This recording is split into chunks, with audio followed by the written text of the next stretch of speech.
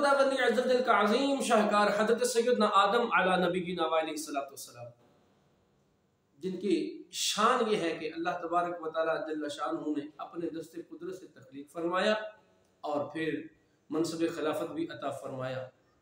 تفسیر نعیمی نے تفسیر عزیزی وغیرہ کے حوالے سے حضرت سیدنا آدم علیہ السلام کی پیدائش کا واقعہ کچھ اس طرح نقل کیا ہے کہ حق تعالی جل شانہ نے جب حضرت آدم علیہ السلام کو تخلیق فرمانا چاہا تو حضرت جبریل امین علیہ السلام کو حکم دیا کہ زمین پر جائیے اور روئے زمین سے ہر قسم کی سیاہ، سفید، سرخ، کھاری، میٹھی، نرم، خشک ایک مٹھی خاک اٹھا لاؤ۔ حضرت جبریل امین علیہ السلام زمین پر آئے، خاک اٹھانا چاہی تو زمین نے سبق پوچھ لیا کہ جبریل مجھ سے خاک کیوں اٹھا رہے ہو؟ تو حضرت جبریل امین علیہ السلام نے سارا واقعہ بیان کیا کہ حق تعالی جل شانہ کا ارادہ ہے، اس کی منشا یہ ہے کہ وہ اپنا خلیفہ تخلیق فرمائے اور اس کا تعلق تجھ سے ہے۔ زمین نے عرض کی میں اس سے خدا کی پناہ پکڑتی ہوں کہ تو مجھ سے خاک اٹھا کر انسان بنائے جس کی وجہ سے میرا کچھ حصہ جہنم میں پہنچے۔ حضرت جبریل امین علیہ السلام نے جب اللہ عز و جل کا واسطہ پایا تو خالی ہاتھ واپس لوٹ گئے اور جا کر عرض کیا مالک الملک، زمین نے تیری عزت کی پناہ پکڑی ہے جس وجہ سے میں خاک نہیں اٹھا سکا۔ اللہ تبارک و تعالی جل شانہ نے حضرت اسرافیل علیہ السلام کو حکم دیا، پھر حضرت سیدنا میکائیل علیہ السلام کو حکم دیا، وہ دونوں باری باری گئے لیکن زمین نے اسی طرح اپنی عرض پیش کی، اپنی معذوری ظاہر کی تو وہ بھی خالی ہاتھ واپس لوٹ آئے۔ اللہ تبارک و تعالی نے پھر حضرت سیدنا عزرائیل ملک الموت علیہ السلام کو حکم دیا کہ اے ملک الموت جاؤ اور مٹی لے کر آنا۔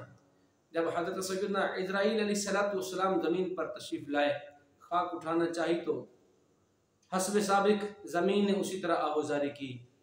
تو حضرت عزرائیل علیہ السلام نے ارشاد فرمایا میں تو اپنے رب عز و جل کے فرمان کا باندھا ہوا تابعدار بندہ ہوں، اس نے جو مجھے حکم دیا ہے میں وہ حکم پورا کروں گا۔ تیری عاجزی اور زاری کی وجہ سے میں اپنے رب عز و جل کی اطاعت نہیں چھوڑ سکتا۔ آپ وہاں سے مٹی لانے میں کامیاب ہو گئے اور پھر اللہ تبارک و تعالی جل شانہ نے ارشاد فرمایا اے عزرائیل جس طرح تو نے اس کو جدا کیا ہے اب ملانے کا کام بھی تمہارا ہے۔ اس وقت سے پھر ڈیوٹی لگ گئی حضرت سیدنا ملک الموت علیہ السلام کی کہ وہ انسان کی روح کو قبض کرے۔ اللہ اکبر۔ پھر اللہ تبارک و تعالی جل شانہ نے حکم دیا کہ اے فرشتوں اس خاک کو اٹھاؤ اور جہاں آج خانہ کعبہ ہے فرمایا کہ وہاں پر اس کو رکھو۔ فرشتوں نے وہاں پر رکھا۔ اللہ تبارک و تعالی جل شانہ نے ارشاد فرمایا اس کو مختلف پانیوں سے اس کا گارا بناؤ۔ روایت میں آتا ہے کہ پھر 40 روز تک بارش ہوتی رہی، اس خاک پر 40 روز تک بارش ہوئی۔ روایت میں آتا ہے علماء فرماتے ہیں کہ 39 دن اس پر جو بارش برسی وہ غم کی تھی، رنج و علم کی تھی، پریشانیوں کی تھی، اور ایک دن خوشی کا پانی برسا۔ اسی لیے انسان کو رنج و غم زیادہ ہوتے ہیں اور خوشی کم ہوتی ہے۔ پھر اس گارے کو مختلف ہواؤں سے خشک کیا گیا کہ وہ کھنکھنانے لگی، جیسا کہ قرآن مجید فرقان حمید میں اللہ تبارک و تعالی جل شانہ ارشاد فرماتا ہے وَخَلَقَ الْإِنسَانَ مِن صَلْصَالٍ كَالْفَخَّارِ۔ پھر فرشتوں کو حکم ہوا کہ اس گارے کو مکے اور طائف کے درمیان وادی نعمان میں عرفات پہاڑ کے نزدیک رکھو۔ پھر حق تعالی جل شانہ نے خاص اپنے دست قدرت سے اس گارے کو حضرت آدم علیہ السلام کے قالب میں ڈھالا اور ان کی صورت تیار کی۔ فرشتوں نے اس سے پہلے کبھی ایسی صورت دیکھی نہ تھی، تعجب سے اس کے آس پاس پھرتے، گرد گھومتے، اللہ جل شانہ کی پاکی بیان کرتے، اس کی خوبصورتی سے حیران تھے۔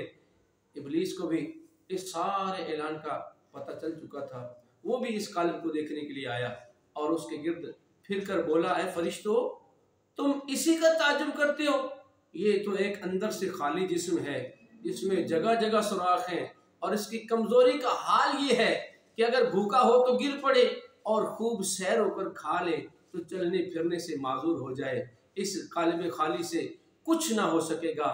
پھر بولا ہاں اس کے سینے کی بائیں طرف الٹی طرف ایک بند کوٹھڑی ہے یعنی کہ دل، یہ خبر نہیں کہ اس میں کیا ہے، شاید کہ یہی لطیفہ ربانی کی جگہ ہو، جس کی وجہ سے یہ خلافت کا حقدار ٹھہرا۔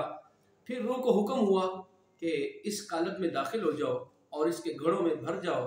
جب روح اس قالب کے قریب پہنچی تو اس کو تنگ پایا، تاریک پایا، اندھیرا تھا۔ کہنے لگی میں تو اس میں داخل نہیں ہو سکتی، اتنے اندھیرے میں میں کیسے رہ سکتی ہوں۔ اللہ اکبر۔ پھر خالق کائنات جل وعلا نے نور مصطفی کو جو ہے وہ پیشانی آدم میں رکھا، جس سے ان کا اندر باہر جگمگا اٹھا، اور یوں روح نے جو ہے اندر جانے کی حامی بھر لی، اور پھر آہستہ آہستہ روح داخل ہونے لگی۔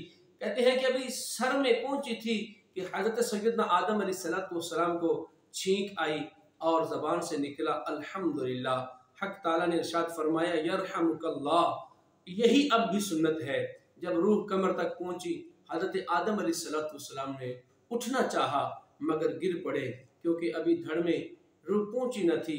خالق کائنات نے ارشاد فرمایا خلق الانسان من عجل۔ جب تمام بدن میں روح پھیل گئی تو حکم ہوا کہ اب فرشتوں کے پاس جاؤ اور فرشتوں کے پاس جا کر ان کو سلام کرو، اور پھر غور سے سنو کہ وہ تمہیں اس کا جواب کیا دیتے ہیں۔ آدم علیہ السلام فرشتوں پر گئے، السلام علیکم کہا، فرشتوں نے وعلیکم السلام ورحمۃ اللہ وبرکاتہ کہا۔ خالق کائنات نے ارشاد فرمایا اے آدم، اب سے تمہارا اور تمہاری اولاد کا یہی سلام اور یہی جواب ہوگا۔